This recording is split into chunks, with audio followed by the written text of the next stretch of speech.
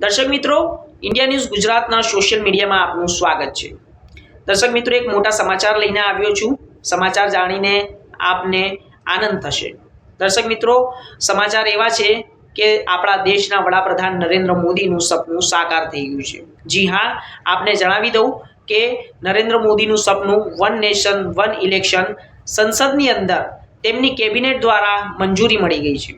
સૌથી મોટા સમાચાર સામે આવી રહ્યા છે કે નરેન્દ્ર મોદીનું જે સપનું હતું વન નેશન વન ઇલેક્શન તે હવે સંસદની અંદર બિલ પાસ થઈ ગયું છે।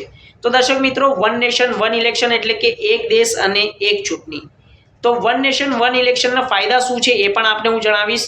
તો વન નેશન વન ઇલેક્શનના જે ફાયદા છે તે એ છે કે દેશનો જે સમય છે તે પણ બચશે, દેશના લોકતંત્રમાં જે ચૂંટણી માટે પૈસા વપરાય છે તે પણ બચશે અને સાથે સાથે ઘણા મોટા ફાયદાઓ પણ થશે।